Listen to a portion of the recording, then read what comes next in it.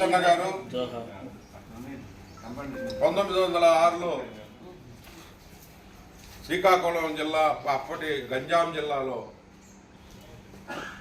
ఆయన జననం పొందారు. బారువాలు మెట్రికులేషన్ వరకు వాళ్ళ తల్లిదండ్రులు చదివించారు.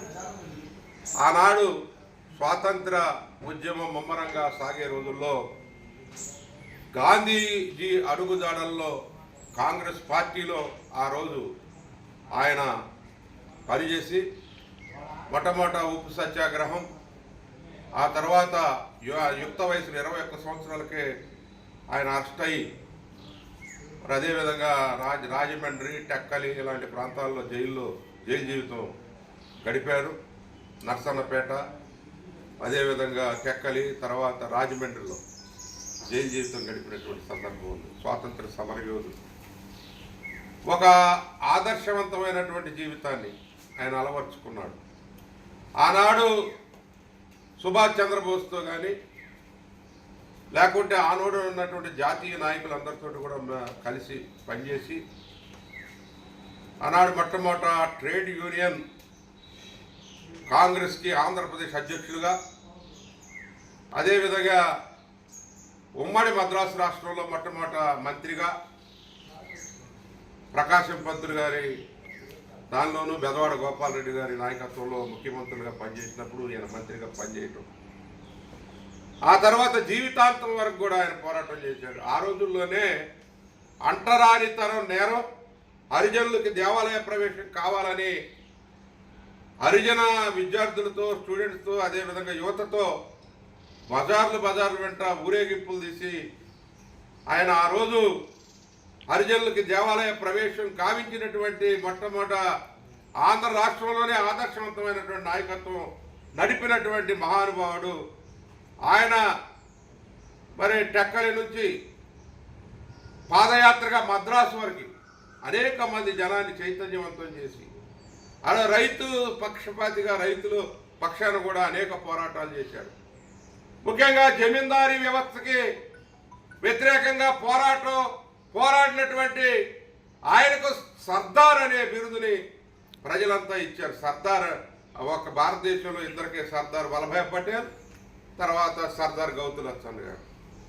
గౌతులచ్చన్న గారు ఎన్జీ రంగా ముఖ్య అనుచరుడిగా, రైతుల యొక్క పక్షపాతిగా, అదేవిధంగా దళిత బడుగు వర్గాల యొక్క, అట్టడుగు వర్గాల యొక్క అభ్యున్నతికి, అదేవిధంగా అంటరానితనం ఈ దేశంలో పోవాలని చెప్పి కులరహిత సమాజం రావాలని గౌతులచ్చన్న చేసినటువంటి పోరాటాలు చరిత్రలో నిలిచిపోయినటువంటి పోరాటాలు.